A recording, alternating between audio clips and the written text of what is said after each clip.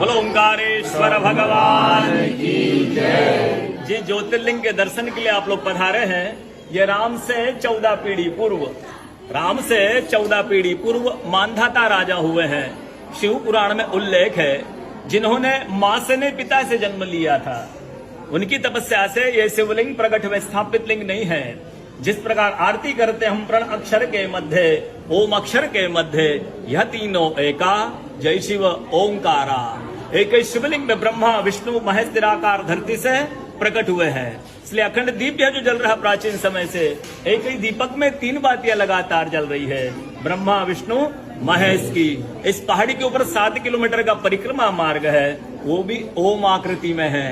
जो पर्वत पे हम प्रभु के दर्शनों के लिए खड़े हैं, ये पर्वत स्वयं शिवलिंग की आकृति में है। चारों तरफ नर्मदा मैया जलहरी बनकर बह रही है। पूरे 12 ज्योतिर्लिंग में शयन आरती होती है, लेकिन बाबा का विश्राम ओंकारेश्वर ज्योतिर्लिंग में है, तो उनके शयन के लिए झूला पलना चौपड़ पास से बिछाए जाते हैं।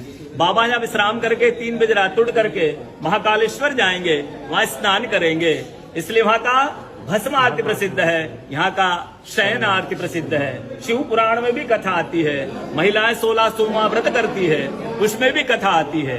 क्या कथा आती है? प्रतिदिन भोलेनाथ आते हैं, माँ के साथ विश्राम करके सुबह ब्रह्म मुहूर्त में उठकर चले जाते हैं।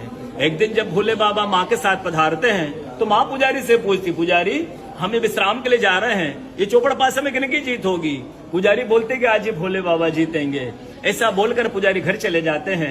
भोले बाबा माँ विश्राम के लिए चले जाते हैं। सुबह ब्रह्म मुहूर्त में जैसे ही भोले बाबा माँ बाहर निकलते हैं, पुजारी द्वार पर रहते हैं। तो माँ पुजारी से पूछती, पुजारी कल मैंने आपसे पूछा था, हम विश्राम के लिए जा रहे, चौपड़ पासे में किनकी जीत होगी? आपने कहा भोले बाबा जीतेंगे। भोले बाबा नहीं, मैं जीती हूँ। माँ ऐसा बोल करके उनको श्राप दे के चली जाती है। उनके तुरंत पश्चात अप्सराएं शिवलिंग पे जल चढ़ाने आती, तो अप्सराएं पुजारी से पूछती, पुजारी अस्वस्थ क्यों हो गए, आप तो ठीक थे। फिर पुजारी बताते हैं, प्रतिदिन भोले बाबा माँ के साथ विश्राम करके चले जाते थे।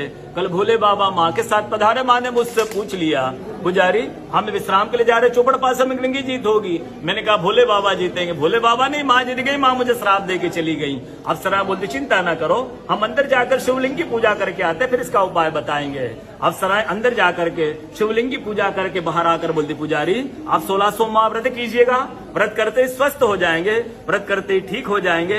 ये वो कथा का दर्शन ओंकारेश्वर ज्योतिर्लिंग में प्रतिदिन होता है। बोलो ओंकारेश्वर भगवान की